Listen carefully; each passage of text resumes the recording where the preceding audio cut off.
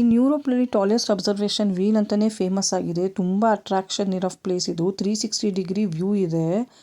ಅದ್ರ ಜೊತೆಗೆ ನೀವು ಒಂದು ರೈಡ್ ಮಾಡಿದ್ರೆ ಓಲ್ಡ್ ಸಿಟಿ ನೋಡ್ತೀರಾ. ಯಾವ ಪ್ಲೇಸ್ ಬಗ್ಗೆ ಮಾತಾಡ್ತಾ ಇದ್ದೀನಿ ಅಂತನಾ, ಫಸ್ಟ್ ನಮ್ಮ ವೀಡಿಯೋ ಎಲ್ಲೂ ಸ್ಕಿಪ್ ಮಾಡಿಬಿಡಿ, ಕಂಪ್ಲೀಟಾಗಿ ನೋಡಿ. ಅದಕ್ಕಿಂತ ಮುಂಚೆ ನನ್ನ ಚಾನಲ್ನ ಸಬ್ಸ್ಕ್ರೈಬ್ ಮಾಡ್ಕೊಳ್ಳಿ. Welcome back to my channel Yamuna Lolamba ಬ್ಲಾಗಿಗೆ ಸ್ವಾಗತ. ಎಲ್ಲರೂ ಹೇಗಿದ್ದೀರಾ? ಎಲ್ಲರೂ ಚೆನ್ನಾಗಿದ್ದೀರಾ ಅಂತ ಭಾವಿಸ್ತೀನಿ.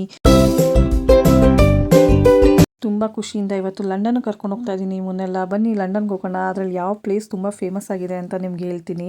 ಲಂಡನ್ ಮತ್ತು ಸಿಕ್ಕಾಪಟ್ಟೆ attractive and beautiful city and largest city also. ಇದು capital of England and United Kingdom. Population ಎಷ್ಟಿದೆ ಅಂತ ಹೇಳಿದ್ರೆ 9 ಮಿಲಿಯನ್ ಪಾಪ್ಯುಲೇಷನ್ ಇದೆ. ಎಲ್ಲಿ ಲೊಕೇಟ್ ಆಗಿದೆ ಅಂತ ಹೇಳಿದ್ರೆ river Thames in south east ಇಂಗ್ಲೆಂಡಲ್ಲಿ. ಫೇಮಸ್ ಲ್ಯಾಂಡ್ಮಾರ್ಕ್ ಯಾವ್ದು ಅಂತ ಹೇಳಿದ್ರೆ Buckingham palace, London bridge, big Ben, London eye. ಇವತ್ತು ಲಂಡನ್ಗೆ ಹೋಗೋಣ. ಎಷ್ಟು ಚೆನ್ನಾಗಿದೆ ಆ ಪ್ಲೇಸು ಏನು ಅಂತ ಬನ್ನಿ ನೋಡೋಣ. ಫಸ್ಟ್ ನೀವು ಹೋಗ್ಬಿಟ್ಟು ಟಿಕೆಟ್ ಕೌಂಟರಲ್ಲಿ ಟಿಕೆಟ್ ತೊಗೊಬೇಕು. ಆನ್ಲೈನಲ್ಲಿ ನಿಮಗೆ ಟಿಕೆಟ್ ಬುಕ್ ಮಾಡಿದ್ರೆ ಸ್ವಲ್ಪ ಕಮ್ಮಿ ಆಗುತ್ತೆ. ನೀವು ಡೈರೆಕ್ಟಾಗಿ ವಾಕಿನಲ್ಲಿ ಟಿಕೆಟ್ ತೊಗೊತೀನಿ ಅಂತಂದರೆ ಆಲ್ಮೋಸ್ಟ್ 30 to 40 ಪೌಂಡ್ಸ್ ಆಗುತ್ತೆ. ನಮ್ಮ ಇಂಡಿಯನ್ ರುಪೀಸ್ಗೆ ಕನ್ವರ್ಟ್ ಮಾಡಿದ್ರೆ 3900 ರುಪೀಸ್ ಆಗುತ್ತೆ. ಅದು ನಾವು 1 ಪೌಂಡ್ ಅಂತ ಹೇಳಿದ್ರೆ 130 ರುಪೀಸ್ ನಮ್ಮ ಇಂಡಿಯಾ ಕರೆನ್ಸಿ ವೈಸ್ ಹೋದರೆ. ಅದಾದಮೇಲೆ ನೀವು ಆನ್ಲೈನಲ್ಲಿ ಬುಕ್ ಮಾಡಿಕೊಂಡ್ರೆ ನಿಮಗೆ ಕಮ್ಮಿ ಆಗುತ್ತೆ. ಅಂದರೆ ಕಂಪ್ಯಾರಿಟಿವ್ಲಿ ನೀವು ವಾಕಿನ್ ಹೋಗೋದಕ್ಕಿಂತ ಆನ್ಲೈನ್ ಕಮ್ಮಿ ಚೀಪ್ ಇದೆ ಇಲ್ಲಿ. ಅದಾದಮೇಲೆ ನೀವು ಸ್ಯಾಟರ್ಡೆ ಸಂಡೇ ಅಂತ ಹೇಳಿದ್ರೆ ಸ್ವಲ್ಪ ಎಕ್ಸ್ಟ್ರಾ ಪೇ ಮಾಡಬೇಕಾಗುತ್ತೆ. ವೀಕ್ ಡೇಸಲ್ಲಿ ಹೋದರೆ ಸ್ವಲ್ಪ ಕಮ್ಮಿ. ವೀಕೆಂಡ್ ಅಂತ ಹೇಳಿದ್ರೆ ಆಲ್ಮೋಸ್ಟ್ ನಿಮಗೆ ಜಾಸ್ತಿನೇ ಪೇ ಮಾಡಬೇಕು ನೀವು. ಮಕ್ಕಳು ವಿಷಯಕ್ಕೆ ಹೋದರೆ ನಿಮಗೆ ಬಿಲೋ 2 ಇಯರ್ಸ್ಗೆ ಫ್ರೀ ಇದೆ. 3 to 15 ಇಯರ್ಸ್ಗೆ ಟಿಕೆಟ್ ತೊಗೊಳ್ಬೇಕು. ಅದು ಎಷ್ಟು ಅಂತ ಹೇಳಿದ್ರೆ ನಿಮಗೆ 26 ಪೌಂಡ್ ಆಗುತ್ತೆ. 16+ ಇರೋರಿಗೆ ನಿಮಗೆ ಅಡಲ್ಟ್ ಟಿಕೆಟ್ ಏನಿದೆಯೋ ಅದೇ ತೊಗೊಬೇಕು. ಅಂಡರ್ ಚಿಲ್ಡ್ರನ್ 18 ಇಯರ್ಸ್ ಇದ್ದರೆ ಮಕ್ಕಳು ತಂದೆ ತಾಯಿ ಜೊತೆನೇ ಇರಬೇಕು. ಅವರೊಬ್ಬರೇ ಅವ್ರನ್ನ ಅಲೋ ಮಾಡೋದಿಲ್ಲ ಹತ್ಸೋದಕ್ಕೆ. ಇಲ್ಲಿ ತುಂಬ ರೂಲ್ಸ್ ಆ್ಯಂಡ್ ರೆಗ್ಯುಲೇಷನ್ ಸಿಕ್ಕಾಬಟ್ಟೆ ಫಾಲೋ ಮಾಡ್ತಾರೆ. ನಾವು ಅಲ್ಲಿ ಹೋದಾಗ ನಾವು ಅವ್ರ ರೂಲ್ಸೇ ನಾವು ಫಾಲೋ ಮಾಡಬೇಕಾಗತ್ತೆ. ಜೈಂಟ್ ಅಬ್ಸರ್ವೇಷನ್ ವೀಲ್ ಅಂತ ಕರೀತಾರೆ ಅದನ್ನು. ಅಮೇಝಿಂಗ್ ವ್ಯೂ ನೋಡ್ಬೋದು ಆರಾಮಾಗಿ. ನನಗೆ ತುಂಬ ಇಷ್ಟ ಏನೋ ಜೈಂಟ್ ವೀಲ್ ಥರ ಅಂದರೆ ನಮ್ಮ ಊರ ಕಡೆ ಎಲ್ಲ ಫಾಸ್ಟಾಗಿ ತಿರುಗ್ತಾರೆ. ಬಟ್ ಇವ್ರು ಸಿಕ್ಕಾಬಟ್ಟೆ ಸ್ಲೋ. ಎಷ್ಟು ಸ್ಲೋ ಅಂತ ಹೇಳಿದ್ರೆ 0.9 ಕಿಲೋಮೀಟರ್ಸ್ ಅಷ್ಟು ಸ್ಲೋ ಟರ್ನ್ ಆಗುತ್ತೆ. 360 ಡಿಗ್ರಿ ವ್ಯೂ ಇದೆ. ಇದು ಕ್ಯಾಪ್ಸೂಲ್ಸ್ ಬಂದು 32 ಸೀಲ್ಡ್ ಕ್ಲೈಮೇಟ್ ಕಂಟ್ರೋಲ್ಡ್ ಗ್ಲಾಸಸ್ ಅಂತ ಇರೋದು ಮ್ಯಾನುಫ್ಯಾಕ್ಚರ್ ಆಗಿರೋದು. ಕ್ಯಾಪ್ಸೂಲ್ಸ್ ವೆಯ್ಟ್ ಬಂದು 10 ಟನ್ಸ್ ಇರುತ್ತೆ. ಅಪ್ ಟು 25 ಪ್ಯಾಸೆಂಜರ್ನ ಪರ್ ಕ್ಯಾಪ್ಸೂಲಲ್ಲಿ ಹತ್ತಿಸ್ಕೊತಾರೆ. ಇದು ಸ್ಟಾರ್ಟ್ ಆಗಿರೋದು ಮಾರ್ಚ್ 2000ಅಲ್ಲಿ. ಇದು ಫೀಟ್ ಬಂದ್ಬಿಟ್ಟು 135 ಮೀಟರ್ಸ್ ಇದೆ. ಹೈಟ್ ಬಂದು 120 ಮೀಟರ್ಸ್ ಹೈಟ್ ಇದೆ.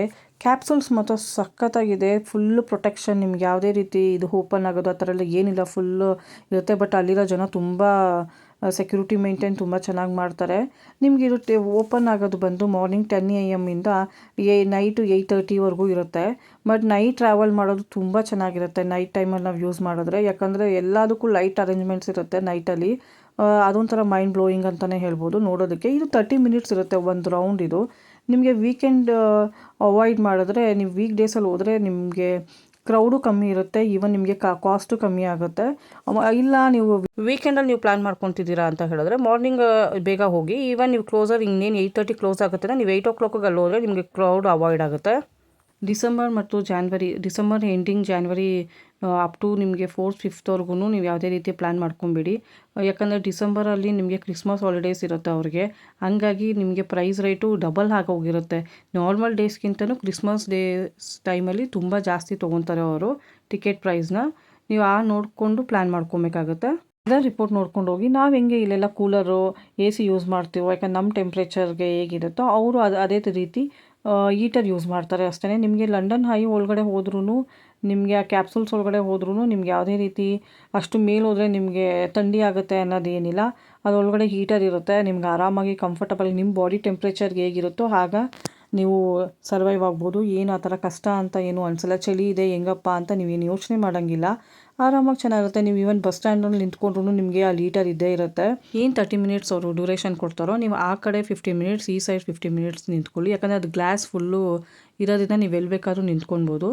ನಿಮಗೆ ಆವಾಗ ಫುಲ್ ಕವರ್ ಆಗಿ ಚೆನ್ನಾಗಿ ನೋಡ್ಬೋದು ಅನ್ನೋ ಇದಕ್ಕೆ ಟಿಪ್ಸ್ ಅಂತ ತೊಗೊಳ್ಳಿ ನೀವು. ಅದು ಡಬಲ್ ಡಕ್ಕರ್ ಬಸ್, ಅದು ಆ ಕಡೆ ಮೂವ್ ಆಗ್ತಿರೋದು. ಇದು ಕೆಳಗಡೆ ಹರಿತಾ ಇರೋದು ನದಿ. ಅದು ಇದು ಆ್ಯಕ್ಚುಲಿ ಶಿಪ್ ಹೋಗ್ತಾ ಇದೆ ಅಲ್ಲ. ಈ ಶಿಪ್ ಹೋದಾಗ ಅಲ್ಲಿ ರೀಚ್ ಆಗಿದ್ದ ಕೂಡಲೇ ಅದು ಬ್ರಿಡ್ಜ್ ಏನಿದೆಯೋ ಅದು ಓಪನ್ ಆಗುತ್ತೆ. ನೆಕ್ಸ್ಟ್ ಅದು ಮೂವ್ ಆಗಿದ್ದ ಕೂಡಲೇ ಕ್ಲೋಸ್ ಆಗುತ್ತೆ. ಇದು ಬಂದು ಬಿಲ್ಡಿಂಗ್ಸು. ಏನು ನಿಮಗೆ ಲಂಡನ್ ಹೈ ಸೈಡಲ್ಲಿ ಯಾವ ಬಿಲ್ಡಿಂಗ್ಸ್ ಇದೆಯೋ ಆ ಬಿಲ್ಡಿಂಗ್ಸ್ ವ್ಯೂ ಇದು. ಆಫೀಸೇ ಆಗಲಿ ಎಲ್ಲ ಇಲ್ಲೇ ಇರೋದು. ಇನ್ಫ್ರಾಸ್ಟ್ರಕ್ಚರ್ ಮಾತ್ರ ತುಂಬ ಚೆನ್ನಾಗಿ ಮಾಡಿದ್ದಾರೆ. ಈ ಬಿಲ್ಡಿಂಗ್ ಅಂತೂ ನಂಗೆ ತುಂಬ ಇಷ್ಟ ಆಯಿತು. ಸೊ ಅದಕ್ಕೆ ಝೂಮ್ ಹಾಕ್ಬಿಟ್ಟು ಆ ಬಿಲ್ಡಿಂಗ್ದು ನಾನು ಫೋಟೋ ತಗೊಂಡೆ. ವ್ಯೂ ಮಾತ್ರ ಸಿಟಿ ಫುಲ್ಲು ಇದೆ. ಲಂಡನ್ ಬ್ರಿಡ್ಜ್ ಮಾತ್ರ ತುಂಬ ಚೆನ್ನಾಗಿದೆ ಮಾತ್ರ ನೋಡೋದಕ್ಕೆ. ನೋಡಿ ಎಷ್ಟು ಝೂಮ್ ಹಾಕಿ ನಾನು ವಿಡಿಯೋ ಮಾಡ್ಕೊಂಡಿದ್ದೀನಿ. ಅಲ್ಲಿ ಇವಾಗ ಲಂಡನ್ ಬ್ರಿಡ್ಜ್ ಥರ ತುಂಬ ಬ್ರಿಡ್ಜ್ ಆಗಿದೆ. ಆ್ಯಕ್ಚುಲಿ ಲಂಡನ್ ಬ್ರಿಡ್ಜ್ ಏನು ಸ್ಪೆಷಲ್ ಅಂತಂದರೆ ಕ್ಲೋಸು ಓಪನ್ ಆಗುತ್ತೆ. ಇವಾಗ ಎಲ್ಲ ಬ್ರಿಡ್ಜು ಅದೇ ಥರ ಮಾಡಿದ್ದಾರೆ. ಸಿಟಿ ಬಿಲ್ಡಿಂಗ್ ಮಾತ್ರ ತುಂಬ ಚೆನ್ನಾಗಿದೆ. ಒಂದಕ್ಕಿಂತ ಒಂದು ಬಿಲ್ಡಿಂಗ್ ಸಖತ್ತಾಗಿ ಮಾಡಿದ್ದಾರೆ. ಹಳೆ ಬಿಲ್ಡಿಂಗ್ನ ತುಂಬ ಚೆನ್ನಾಗಿ ಮೇಂಟೈನು ಮಾಡಿದ್ದಾರೆ ಅವರು. ಯಾವುದೂ ಅವರು ರೀಸೆಂಟಾಗಿ ಕನ್ಸ್ಟ್ರಕ್ಷನ್ಗಿಂತನೂ ಅವರು 100 ಇಯರ್ಸ್ ಎಬೋ ಕನ್ಸ್ಟ್ರಕ್ಟ್ ಮಾಡಿರೋ ಬಿಲ್ಡಿಂಗ್ಸೇ ಜಾಸ್ತಿ ಇದೆ. ಇದು ಎಲ್ಲಿ ಬರುತ್ತೆ ಎಕ್ಸಾಕ್ಟ್ ಪ್ಲೇಸ್ ಅಂತ ಹೇಳಿದ್ರೆ, ನೀವು ಲಂಡನ್ಗೆ ಹೋದರೆ ಆಪೋಸಿಟ್ಟು ಬಿಗ್ ಬೀನು ಮತ್ತು ಹೌಸ್ ಆಫ್ ಪಾರ್ಲಿಮೆಂಟ್ ಆಪೋಸಿಟಲ್ಲೇ ಸಿಗುತ್ತೆ ನಿಮಗೆ. ಅಲ್ಲೇ ಹೋದರೆ ನಿಮಗೆ south bank of river Thames ಹತ್ರನೂ ಅದು ಲ್ಯಾಂಡ್ಮಾರ್ಕ್ 3 ಪ್ಲೇಸು ಆ ಒಂದೇ ಜಾಗದಲ್ಲಿದೆ. ನಿಮ್ಗೆ ಅಲ್ಲಿ ಹೋಗಿದ ಕೂಡಲೇ ನಿಮಗೆ ಗೊತ್ತಾಗುತ್ತೆ. ಈ ರಿವರ್ ಅಂತೂ ಸಿಕ್ಕಾಪಟ್ಟೆ ಉದ್ದ ಇದೆ. ಎಷ್ಟು ಬ್ರಿಡ್ಜ್ ಇದೆ ಅಂತ ಹೇಳಿದ್ರೆ, ನಾನು ಹೋಗ್ತಾ ಇದ್ದರೆ ನಾನು ಎಷ್ಟೋ ಕೌಂಟ್ ಮಾಡಿದೆ, ನನಗೆ ಅಷ್ಟೊಂದು ಬ್ರಿಡ್ಜ್ ಮಾಡಿದ್ದಾರೆ. ಇದಕ್ಕಂತೂ ಫಸ್ಟ್ ಒಂದೇ ಇದ್ದಿದ್ದು ಲಂಡನ್ ಬ್ರಿಡ್ಜ್ ಅಂತ ಹೇಳ್ಬಿಟ್ಟು ಅಷ್ಟು ಫೇಮಸ್ ಆಗಿದ್ದು ಬ್ರಿಡ್ಜ್ ಅದು. ಇವಾಗ ನೋಡಿದ್ರೆ ಎಲ್ಲ ಕಡೆನೂ ಒಂದು ಹೋಗ್ತಾ ಒಂದು 10 ಏನೋ ಸಿಗುತ್ತೇನೋ ನೀವು ಹೋಗೋ ರೋಡಲ್ಲಿ. ಅಷ್ಟೊಂದು ಬ್ರಿಡ್ಜ್ ಇದೆ. ಯಾಕಂದರೆ ಆ ಕಡೆಯಿಂದ ಈ ಕಡೆಗೆ ಟ್ರಾವೆಲ್ ಮಾಡಬೇಕು ಅಂತ ಹೇಳಿದ್ರೆ ಬ್ರಿಡ್ಜ್ ಸಪೋರ್ಟ್ ಇಂದನೇ ಮಾಡಬೇಕು. ಯಾಕಂದರೆ ಎಲ್ಲ ಕಡೆನೂ ವಾಟರ್ ಸೋರ್ಸ್ ಜಾಸ್ತಿ ಇದೆ ಇಲ್ಲಿ. ಇದು ಹರಿಯ ನೀರಾದ್ದರಿಂದ ಯಾವುದೇ ರೀತಿ ಪ್ಲಾಸ್ಟಿಕ್ ಐಟಮ್ಸ್ ಆಗಲಿ, ವೇಸ್ಟ್ ಪ್ರಾಡಕ್ಟ್ಸ್ ಹಾಕೋದು ನೀರೊಳಗಡೆ ಆ ಥರ ಎಲ್ಲ ಏನೂ ಮಾಡಿಲ್ಲ. ತುಂಬ ನೀಟಾಗಿ ಮೇಂಟೈನ್ ಮಾಡಿದ್ದಾರೆ. ಅದಕ್ಕೆ ಅಂತಲೇ ನಿಮಗೆ ಮೇಂಟೆನೆನ್ಸ್ ಡಿಪಾರ್ಟ್ಮೆಂಟ್ ಇದೆ. ಇಮಿಡಿಯೇಟಾಗಿ ಆದರೂ ಆಗಲಿ ಸ್ವಲ್ಪ ಹೊತ್ತಾದರೂ ಆಗಲಿ ಕ್ಲೀನ್ ಮಾಡ್ತಾರೆ. ಬಟ್ ಇದನ್ನು ಮಾತ್ರ ಹೈಜೀನ್ ಮಾತ್ರ ತುಂಬ ಕ್ಲೀನಾಗಿದೆ ಮಾತ್ರ. ಸಿಟಿ ಮಾತ್ರ ಅಷ್ಟು ಚೆನ್ನಾಗಿದೆ. ನಿಮಗೆ ಊಟ ತಿಂಡಿ ಎಲ್ಲ ವ್ಯವಸ್ಥೆ ಅಂತ ಹೇಳಿದ್ರೆ ನಮ್ಮ ಇಂಡಿಯನ್ ಫುಡ್ಡು ಸಿಗುತ್ತೆ ಇಲ್ಲಿ. ದೋಸೆ ಇಡ್ಲಿ ನಿಮ್ಗೇನು ಬೇಕಾದರೂ ಫುಡ್ ಸಿಗುತ್ತೆ. ಆದರೆ ಇಂಡಿಯನ್ಸ್ ಹೋಟೆಲ್ಲೇ ತುಂಬ ಇದೆ. ಇಂಡಿಯನ್ ಹೋಟೆಲ್ ಏನಿದೆಯೋ ಅದು ಅಷ್ಟೇ ತುಂಬ ಇದೆ. ನಾರ್ತೂ ಇದೆ, ಸೌತು ಇದೆ. ನಿಮ್ಗೆ ಯಾವುದಕ್ಕೆ ಬೇಕಾದರೂ ಹೋಗ್ಬೋದು. ಸ್ವಲ್ಪ ಕಂಪ್ಯಾರಿಟಿವ್ಲಿ ಕಾಸ್ಟ್ ಜಾಸ್ತಿ ಇರುತ್ತೆ. ತುಂಬ ಜನ ಬರ್ತಾರೆ, ಬೇರೆ ಬೇರೆ ಕಂಟ್ರಿಯಿಂದ ಎಲ್ಲ ಬರ್ತಾರೆ. ಎಷ್ಟು ಜನ ಬರ್ತಾರೆ ಅಂತ ಹೇಳಿದ್ರೆ ದಿನದಲ್ಲಿ ಅದೆಷ್ಟು ಕಲೆಕ್ಷನ್ ಆಗುತ್ತೆ ಅಂತಲೇ ಹೇಳೋದಕ್ಕಾಗಲ್ಲ. ನನಗೇನೋ ತುಂಬ ಖುಷಿ ಆಯ್ತಪ್ಪ ಈ ಪ್ಲೇಸ್ ನೋಡಿ. ಏನಂತ ಹೇಳಿದ್ರೆ, ನಿಮಗೆ ಒಂದೇ ಜಾಗದಲ್ಲಿ ವ್ಯೂ ಫುಲ್ಲು ಎಲ್ಲಿ ಏನೇನಿದೆ, ಇಲ್ಲಿ ಯಾವ್ಯಾವ ಪ್ಲೇಸಸ್ ನೋಡಬೇಕು, ಏನೇನು ಕವರ್ ಆಗಬೇಕು ಅಂತ ಹೇಳ್ಬಿಟ್ಟು ಕಂಪ್ಲೀಟ್ ಈವನ್ ಅವ್ರು ಮ್ಯಾಪು ಕೊಡ್ತಾರೆ. ನಿಮ್ಗೊಂದು ಗೈಡ್ಲೈನ್ ಅಂತ ಹೇಳ್ಬಿಟ್ಟು ನೀವು ಟಿಕೆಟ್ ಕೌಂಟ್ರಿಗೆ ಹೋದಾಗ ಒಂದು ಬುಕ್ಲೆಟ್ ಥರ ಕೊಡ್ತಾರೆ ನಿಮಗೆ. ಅದರಲ್ಲಿ ನಿಮಗೆ ಕಂಪ್ಲೀಟಾಗಿ ಡೀಟೇಲ್ಸ್ ಯಾವ ಥರ ಟ್ರಾವೆಲ್ ಮಾಡಬೇಕು, ಏನು ಬಸ್ ಟೈಮಿಂಗ್ಸೇ ಆಗಲಿ ಪ್ರತಿಯೊಂದು ನಿಮಗೆ ಡೀಟೇಲ್ಸ್ ಕೊಟ್ಟಿರ್ತಾರೆ. ಆರಾಮಾಗಿ ನೀವು ಅದನ್ನು ಯೂಸ್ ಮಾಡ್ಕೊಬೋದು. ನಿಮ್ಗದು ಟ್ರಾವೆಲಿಂಗ್ ಗೈಡ್ ಅಂತಲೇ ಹೇಳ್ಬಿಟ್ಟು ಕೊಡ್ತಾರೆ ಅವರು. ಅದೊಂದು ತುಂಬ ಚೆನ್ನಾಗಿದೆ, ಒಳ್ಳೆ ಪ್ಲ್ಯಾನ್ ಅದು. ಯಾಕಂದರೆ ನಮಗೆ ಹೊರಗಡೆಯಿಂದ ಬಂದಿರೋರಿಗೆ ಏನು ನೋಡಬೇಕು, ಯಾವ ಥರ ಏನು ಅಂತ ಹೇಳಿ ನಮಗೂ ಐಡಿಯಾ ಇರಲ್ಲ. ಆ ಥರ ಒಂದು ಕಿಟ್ ಥರ ಕೊಟ್ಟರು ಅಂತ ಹೇಳಿದ್ರೆ ನಾವು ಆರಾಮಾಗಿ ಅದನ್ನು ಯೂಸ್ ಮಾಡ್ಕೊಬೋದು. ಕೌಂಟರಿಂದ ಇನ್ನೊಂಚೂರು ಮುಂದೆ ಬಂದ್ರಿ ಅಂತ ಹೇಳಿದ್ರೆ ಅಲ್ಲಿ ಕರೆನ್ಸಿ ಎಕ್ಸ್ಚೇಂಜು ಆಫೀಸ್ ಇದೆ. ನಿಮ್ಗೆ ಅಲ್ಲಿ ಏನಿದೆಯೋ ನಿಮ್ಗೆ ಕನ್ವರ್ಷನ್ನು ನಿಮಗೆ ರುಪೀಸಿಂದ ಪೌಂಡ್ಸ್ಗೆ ಕನ್ವರ್ಟ್ ಮಾಡಿಕೊಡ್ತಾರೆ. ನಿಮ್ಗೆ ಅದು ಏನು ಪ್ರಾಬ್ಲಮ್ ಅನಿಸಲ್ಲ.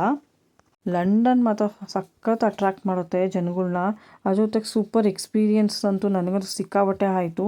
ಈವನ್ ಲಂಡನಲ್ಲಿ ಒಂದೇನಂತ ಹೇಳಿದ್ರೆ ಕನ್ನಡದವ್ರು ತುಂಬ ಜನ ಇದ್ದಾರೆ ಅಂತೆ. ಅವ್ರು ಯಾರೋ ನನಗೆ ಸಿಕ್ಕಿದಾಗ ಹಂಗಂತ ಹೇಳ್ತಿದ್ರು. ನಾನು ಕನ್ನಡ ಮಾತಾಡೋದು ನೋಡಿ ನೀವು ಕನ್ನಡದವರ ಅಂತ ಹೇಳಿ ಪರಿಚಯ ಆದರು. ಅವಾಗ ಹಂಗಂತ ಹೇಳಿದ್ರು, ನಾವು ಕನ್ನಡದವ್ರು ತುಂಬ ಇದ್ದಾರೆ ಇಲ್ಲಿ ಲಂಡನಲ್ಲಿ ಅಂತ ಹೇಳಿ. ನನಗಂತೂ ತುಂಬ ಖುಷಿ ಆಯಿತು.